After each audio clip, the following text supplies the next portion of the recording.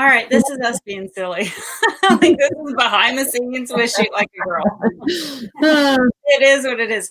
I don't know if y'all have noticed, but we really don't take ourselves too seriously. But we love spending time with you in our new time slot. Yeah, Thursday night. Interesting, a Thursday night. We did some analytics and found that this is when most people are on. And so we hope that you join us today because we're going to answer some questions, talk about 2021. We want you guys to ask questions. So anything you want to know, we may or may not answer, depending how personal the question is. But we'll do our best to answer you guys. And we want to tell you about our tour. And hey, Christa, you want to say hi? Hi! We did just our normal thing, right? So we started tonight and we get on about 10 minutes before, and we've had technical difficulties, or I have, since we started. So hopefully I stick and stay and don't stutter out and go to wherever, but I'm here. I'm excited. It's time to start the new year. Yep, it's time to start the new year. And I want to tell y'all, we're doing the Home of the Brave tour. And I'm going to put up some stops. Now, soon we're going to have a big announcement, and you're going to see something really, really cool coming from Shoot Like a Girl. Has to do with our trailer, our mobile range. We've done a few little upgrades, and so I think y'all will be excited to see that. And we can't wait to tell you, like I'm dying to tell you. But I won't, because Christa will get mad at me. But our Home of the Brave tour, we're going to do something different. You know, I believe that companies do best when they give back to their communities as well. And we travel to so many different communities. We meet such great people. And so this year we've decided that every stop that we're at, we will find a local charity and we will donate for military or first responders. And we're going to donate $100 to that charity at every stop. So that's going to be something new that we do this year, just as a way to give back to the communities that welcome us in so graciously. And we're excited to do that. And so if you look at those tour stops, those dates right there, and you know of a charity that would be a great charity to donate money to, let us know. We'll do a little sleuthing. We like to look at Charity Navigator before we give our good money, but we will donate some great proceeds to people everywhere. So $100 every stop. It's going to be great. Yes, it is. It's going to be awesome. So we've got some questions that people will send us ahead of time, and I see some coming in. I'm going to answer one quickly. Okay. Diane? Well, yeah, we can't tell you. We've got big partner announcements coming, right? We've got lots of things we want to talk about, but we can't talk about them quite yet today. So we will share that with you coming forward, right, Karen? That is right. Oh, and I see Keith Cromartie asked a question. So I'm going to go on and say, Mr. Cromartie's asking, what's the most popular and practical concealed carry pistol for a woman's purse? That is a great question. And there's no right answer because there's a couple things that have to happen. The gun needs to be able to fit in the purse inside a holster. We recommend our partners at GTM Originals for their concealed carry purses that have a specified area for that firearm. But that firearm needs to be comfortable for the lady that's using it. And so she needs to be able to rack the slide, squeeze the trigger, feel comfortable and confident with that firearm. Christa, you want to add something? Yeah, Keith, I appreciate your question. I think we all do. And I think the biggest thing is it's really up to the individual. So if you're thinking about purchasing something for a female in your life, whether it's someone you live with, a sibling, a friend, your mom, that's the decision that they kind of need to decide themselves. Kind of like shoes. We try our shoes on and they fit our feet. We're going to wear them every day. But if we don't make that connection, and if it's not a good size grip for us, or we don't like the way the purse fits, or we can't reach the pocket, then we're not going to use it. So, Keith, maybe you're going to be near us. I'm not sure where you are, but you could bring the female that you're thinking of to see us, and we can help her with that. Yeah, absolutely. And I know Keith. So Keith, just give me a call. I can always meet you down at Beth or Cabela's, and we'll go through the guns. Hey, and so Peggy, our dear friend Peggy's asking us a question, trying to decide on a compound bow. Any advice on what to look for? Well, I will tell you, both of our partners, Hoyt and Matthews, came out with new bows this year, which are great. But back to what Christa said, a bow is really comfortable. So it's amazing. And all of the ladies that have tried bows across the trailer, you'd think that one bow would win out every time, and it doesn't. The bow actually is balanced. When you're full draw, the way that bow sits and feels in your hand, how it's balanced, it really does make a difference. So the challenge for women is we go to archery ranges and they don't typically have bows in weights that some of us can pull back 70 pounds. I can't, but have bows in the fit most of us. So what I recommend you do is take that bow that is in a weight if you can't pull it back, go ahead and get to pre-draw, which means I'm trying to show when you can't. Go ahead and put your arms there. Yeah. Yeah, you can't see my arm, but go ahead and hold the bow like you were at pre-draw. So you'll have one hand kind of knocked on the string and your other arm extended straight out, and hold it up in front of you. And you'll be able to get an idea of how that bow's balanced without even drawing it back. And so that will help you decide whether right bow for you or not. And then if they have it available, try to shoot it. Ask the reps. So some of the reps are bringing products in for local stores, or you can go to Bass Pro and Cabela's and they will set a bow up for you and you can try it there. But it's really like shoes, one size fit all. So find what works for you. And then also think about, I know Peggy, you're a big hunter. So if you're planning to hunt, make sure you check the regulations for where you're hunting to make sure you meet those minimum draw weight requirements that go with a bow. Great question. Absolutely. Will we be coming to Oregon? Yes, we think so. So it is on the schedule for 2021. We were supposed to be in Tulalip, Washington and Springfield, Oregon last year. And unfortunately, we had to postpone those due to COVID. And we went somewhere else. But we do think we're going to get there this summer. So we look for us near the end of the summer. It's on our schedule. You can see it at shootlikeagirl.com. Oh, it's not on there yet? Yeah, those are the months that we kind of have to be determined. We do have it on the schedule. That's what I'll tell you. So we'll keep posting. All right. I had a question that came in earlier today. I'm going to try to find that. And anybody else have questions for us, we're happy to answer.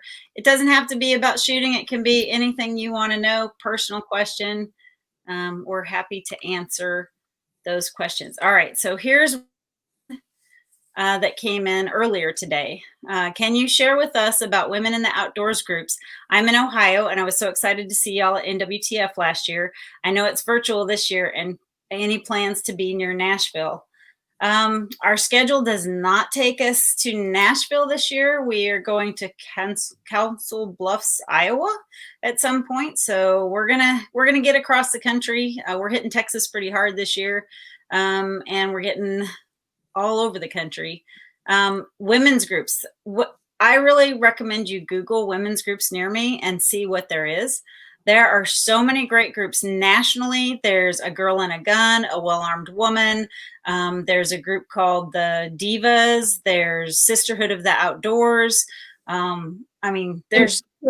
I actually just to see did a Google earlier today on women's outdoor groups in Ohio. And of course, with COVID, some things probably got postponed last year, but a lot of stuff popped up that was actually from the state of Ohio.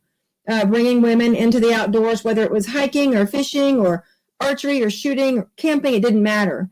And so that's where I agree, right? Go back to Google, do that search and watch for what starts to open up and become available as we see the country continuing to reopen. And then there are those bigger, larger groups. We actually did a live with a group of all of those that you just mentioned this summer. So if you go back and look at our lives, you can kind of learn a little bit about each one of those.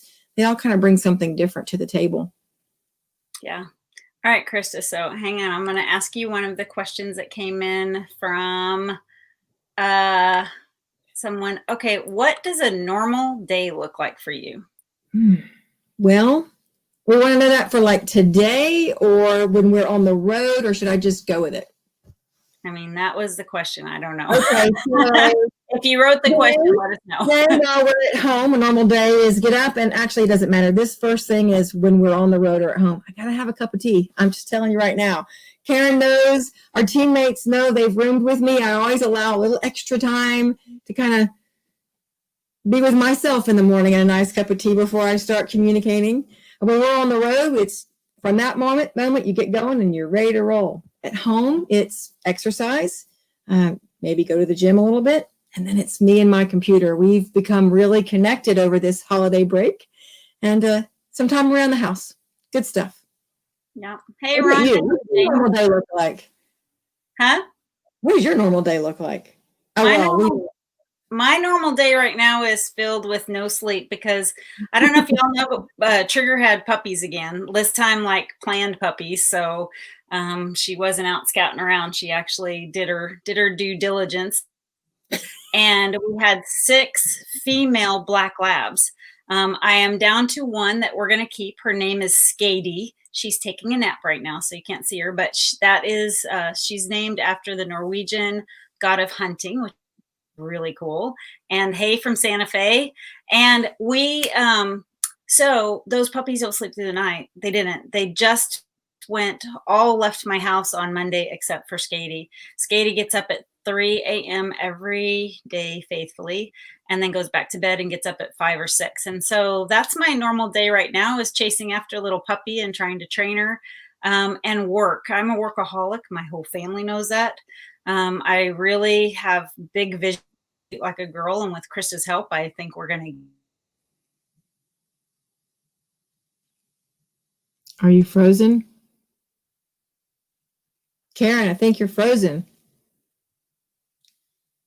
Well, so Karen is a workaholic, and I have to admit that I am a little bit too. That's where our computers come together. We will be on the road very, very soon, and be working in that realm as well. So until she comes back, I don't have another question that I know of, unless you guys want to throw a question out there. Let's see, we've got, oh yes, Peggy, she is frozen, but that's about us, right? That's the reality of Shoot Like a Girl going live, that we are frozen or that we have a technical difficulty. Hang on, let me pull up some other questions from earlier today that we saw come in and see if I can answer some of those. See, she's gone now. Hopefully she'll be back soon. Okay, here's one. What does one piece of gear look like that you can't live without? So what about you? Is there a piece of gear you can't live without? I had to think about it. And if I had to pick something and one thing, it's probably my sunglasses. So for those that know me, I almost always have a pair of sunglasses either on me or on my head, using them as a headband to hold my hair back. But I have very sensitive eyes. And so when I go out in the sunlight, it doesn't like it so much. So that would be sunglasses. Okay, let's see what else. Oh, or 3 pair. So yes, Dub, right, or 3 pair. I have been known to have reading glasses, sunglasses, and safety glasses on top of my head. Got a little bit of a glasses issue. Am I a dog person or a cat person? So we talk all about Karen's pups. She's got her big pups and then her little pups. But I'm a dog person. We have 3 German Shepherds that run our house. As a matter of fact, I had a conversation with my husband earlier that our dogs own this house, and that's not a good thing, that we need to take our ownership back. Oh, Peggy, a hat. I just started wearing hats as a part of Shoot Like a Girl. So I've never really been a hat person. But they're actually becoming like a part of my, well, I'm not going to say every day, but week, a couple times a week. And when we're on the road as a team, we've got a couple instructors here. We've got Dub, and I can see Janine. They can thumbs up this one, right? So having that hat, keep your hair out of your face, keep the sun out of your eyes, and to, when you're working all day long, you get all sweaty. It sort of just, it feels cool on your neck, not to have your hair back on your neck and have your hat on and shaded, your face shaded. All right, let me go back and look at some of these other questions. I hope Karen can pop back on. We are 3 weeks out. So 3 weeks out from today, we will be hitting the road. Our instructors that will be flying in will be packing their bags, ready for the airport. Fort Myers, Florida first. I already checked the weather for that area, and I'm really excited since it's been 20 degrees here at home, in the high in the mid 30s or lower 40s. I'm looking at nice warm Florida temperatures, and then we're going to go straight over to the Daytona 500, which is really exciting because that is a race that we're going to kick back. Oh, here she comes. They're going to kick back off, and having NASCAR again, and they're going to start with the Daytona 500. All right, so Karen, I pulled up some questions. We talked about me being a dog person, and the one piece of gear I couldn't live without. So what about you? One piece of gear I can't live without. I would say it is my hat, because I always have a hat. I always have bad hair, and it's kind of my thing to put a hat on. Right, that's what Peggy said too. She is a hat. She's always wearing one. Yeah. Oh, that's funny. Do the women need to bring anything when they come to the trailer, or do you have everything you need there? We have everything you need here with us. So great question, Dub. And Dub knows that we get a lot. Dub's one of our great instructors. So thanks for the question. Yep. Yeah. So crazy day with this interview. Yep. So what is another question? Did we have any? One of them up? You got one you can grab, or when you went off, did they fall off? And then one more, because we're at our time and we want to make sure we keep these to our 15 minutes. Yes. So we don't lose people. I'll answer one. There was one, I don't see it, but it was a memorable hunt. Like, what is your most memorable hunt? And they're all extremely memorable because of the attitude. But I will tell you, my favorite one is on our YouTube channel. It's UCO elk hunt, and sorry that you can hear the puppies in the background. But literally I was archery hunting, and we called a bull in, and the bull, we set up on one throwaway, and the bull didn't cooperate, and he came basically from the back of the mountain, charged straight up, and was headed straight towards me. And I had no idea what to do. And all I could think to do was, I'm going to get gored by a giant bull elk right now. Like, I don't know what to do. And so I just sucked in my gut, like that helped, and tipped my hat down and froze. And he got to about 5.5 feet from me, maybe 8 feet from me, and stopped dead in his tracks, and then just turned and spun. And when he spun, I drew back, and he stopped again. They call-cowed him, and he stopped. And I'm looking at this bull, and I'm about to pull the trigger, and I'm like, you've got this, you've got this. And I let down because there was a tree right in front of his kill zone. And so of his bigger kill zone, I only had a portion of it showing. And I still am haunted by the decision. But I think I did the ethically right thing to do. You know, I'd moved around, I'd walked around at full draw, I'd collapsed and redraw. I mean, everything was not like when you practice and everything's perfect. And so I think I made the right decision. Well, I know I made the right decision, but it still haunts me because, like, he was 5 feet from me. Like, it's great. So that was my hunt. Awesome. Well, we are at 18 minutes, and we don't want to keep you guys too much longer. Yep. We appreciate you hopping on at our new night and new time, and we're going to leave you with a question. And so everyone that answers this question over this week, we will do our Shoot Like a Girl swag drawing from those answers. And we're going to ask you, when you were little, what did you want to be when you grew up? Right? So we all started with some sort of thought. I was thinking about this earlier, and I kind of laughed and giggled and thinking about that one and how times are changed and things go different. But somewhere in our thoughts are what we want to be when we grow up. So comment with that for yourself, and we will draw from those names for next week's giveaway. And then it looked like this new time slot went well. So we had quite a few people watching live with us. So tune in again next Thursday. We'll be here getting ready to start the trailer out. And I'm just curious, Christa, before we leave, so what did you want to be when you grew up? Well, so when I was, pass on, David. When I was little, I wanted to be an astronaut, right? So part of that probably came from the generation that I was born in. But then as I grew up and got to high school, I wanted to be a foot model because I thought I had the most beautiful feet ever. And then when I became a young adult, I really, really, really wanted to be an ultrasound technologist because I thought that would have been the most awesome job, to be in the room with those new potential parents coming in and learning about their new life. So those are my things. Not any of the three of those things that I do, but it's okay. I do something really awesome now. I would have never known this is what I would have done. Yeah. Same. So I wanted to be a lawyer. I thought that our court system, and I still think this, our court system needs 3 lawyers: a lawyer for the state. Oh, shut up, Trigger. A lawyer for the state, a lawyer for the defendant. But then if it's a violent crime, I think that the victim of the violent crime needs a lawyer too, so that they don't get dragged through the mud just because they were a victim of a violent crime. So I wanted to be a lawyer and change the world. So now I'm changing the world with you ladies by hopefully inspiring y'all with confidence.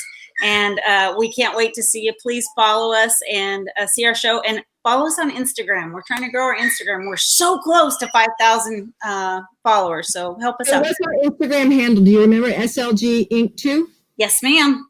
Okay. All right. You guys have a great night. Take care. Bye, Happy New everyone. Year. See you next week.